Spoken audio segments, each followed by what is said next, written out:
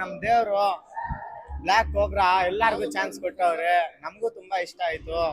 ಸಲಗ ಭೀಮಾ ಎಲ್ಲಾ ಪಿಕ್ಚರ್ ನೋಡ್ತೀವಿ ಬಿಡದೆ. ಫೈಟ್ ಚೆನ್ನಾಗೈತೆ. ಫೈಟ್ ಮಸ್ತಾಲ್ ಮಾಡವ್ರೆ, ಡ್ಯಾನ್ಸ್ ಚೆನ್ನಾಗ್ ಆಡವ್ರೆ, ಎಂಟ್ರಿನೂ ಸಖತ್ತಾಗಿ ತೋರ್ಸವ್ರೆ. ಮಾಸ್ ಎಂಟ್ರಿ ಅನ್ಕೋ. ಮುಗಿದ ತಕ್ಷಣ ನಾನು ಇವಾಗ್ಲೂ ಹೇಳ್ತೀನಿ, ಕನ್ನಡ ಫಿಲಂ ಬಗ್ಗೆ, ಅವರ ಸ್ಕ್ರೀನ್ ಪ್ಲೇ ಬಗ್ಗೆ ದೂಸರ ಮಾತೇ ಇಲ್ಲ. ತುಂಬಾ ಚೆನ್ನಾಗೈತೆ. ಆದ್ರೆ ಅಕ್ಕಪಕ್ಕದವರು ಆ ಫಿಲ್ಮ್ ಅಲ್ಲಿ ಇದ್ದೇ ತರ ರಿಯಲ್ ಲೈಫ್ ಅಲ್ಲಿ ಏನಾದ್ರು ನಡ್ಕೊಂಡ್ರೆ, ಕಟ್ಟಾರದಲ್ಲೇ ಇದ್ದಂಗೆ ಏನೇನೋ ಮಾಡಿದ್ರು, ರಿಯಲ್ ಲೈಫ್ ಅಲ್ಲಿ ಏನಾಯ್ತು ಅನ್ಕೊಂಡ್ರೆ ಇವ್ರಿಗೂ ಅದೇ ಆಗುತ್ತೆ. ಇಷ್ಟ ನಾನು ಹೇಳಬಲ್ಲೆ. ಫಿಲಂ ಬಗ್ಗೆ ಏನಂತ ಕೇಳಿದ್ರೆ ತುಂಬಾ ಚೆನ್ನಾಗಿದೆ. ಸ್ಕ್ರೀನ್ ಬಗ್ಗೆ ಹೇಳ್ಬೇಕಂದ್ರೆ ಸ್ಕ್ರೀನ್ ಪ್ಲೇ ತುಂಬಾ, ಅವರೊಬ್ಬ ಆಕ್ಟರ್ ಡೈರೆಕ್ಷನ್ ಆಗಿ ತುಂಬಾ ಚೆನ್ನಾಗಿ ಮಾಡವ್ರೆ. ಆದ್ರೆ ರಿಯಲ್ ಲೈಫಲ್ಲಿ ಅದು ನಡೆಯೋಕ್ಕಾಗಲ್ಲ.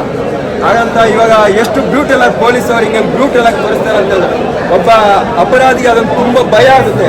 ಇನ್ನೊಬ್ಬ ನನ್ನ ಕೈ ಮಾಡ್ಲಾಬೇಡ ಅನ್ನೋದು ಅವ್ನಿಗೆ ಫಿಲಮ್ ನೋಡ್ಬಿಟ್ಟು ಅವ್ನು ತಿಳ್ಕೋಬೇಕು. ಅದ್ರಲ್ಲಿ ತೋರಿಸವ್ರೆ, ಇಲ್ಲ ಅಂತ ಹೇಳಲ್ಲ. ಖಂಡಿತವಾಗ್ಲು ಒಬ್ಬ ಅಪರಾಧಿ ಹುಟ್ಟಬೇಕಂದ್ರೆ ಈ ಫಿಲಮ್ ನೋಡಿದ್ಮೇಲೆ ಅಯ್ಯೋ ಬೇಡಪ್ಪ, ಈ ಥರ ಪೊಲೀಸ್ ಅವರು ಹಿಂಸೆ ಕೊಡ್ತವ್ರ ಅಂತ ಅನ್ಕೋಬಹುದು.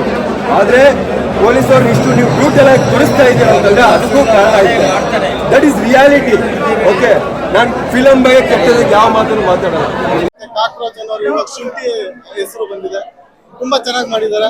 ಇಷ್ಟು ಹೇಳಕ್ ನಾನು ಇಷ್ಟಪಡ್ತೀನಿ. ಸೂಪರ್ ಆಗಿದೆ ಮೂವಿ ಅಂತ.